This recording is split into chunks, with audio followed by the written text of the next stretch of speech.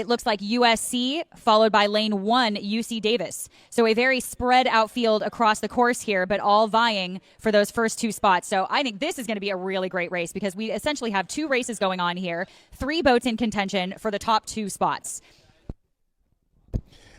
I couldn't agree more, Whitney. And again, in the first heat, we saw UCLA win that, and here comes their B boat, also in a position to win their heat. So we could end up seeing both UCLA boats in the grand final. Now, hot on the heels of UCLA is the University of Southern California. They are in lane number 4, and they are right there next to the Bruins, matching them stroke for stroke.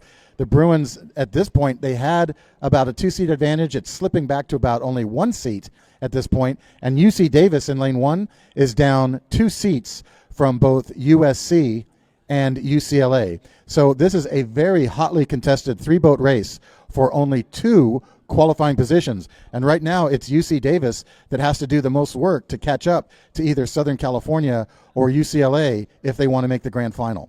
Stroke for stroke, all the boats are at about the same rate. I'm catching about a 34 on my stroke watch.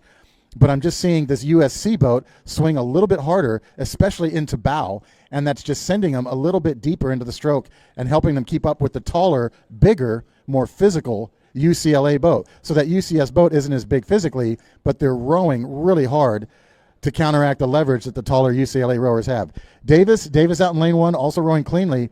They're matching the speed, but they haven't overcome any of the deficit yet. So what do you think, Whitney? Looking at lane 1, has Davis got that extra gear?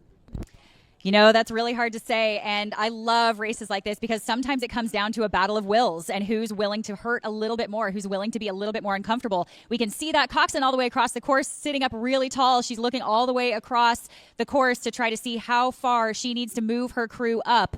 Again, in that UC Davis boat, she's a little bit removed from the rest of the field, so they have to try to stay in it and keep an eye on that outside UCLA boat.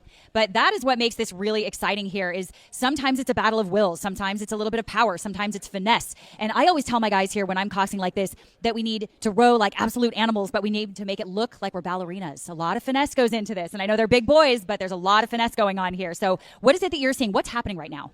Well, I'm seeing good rowing from the novices. I call it the blind fury of novice racing.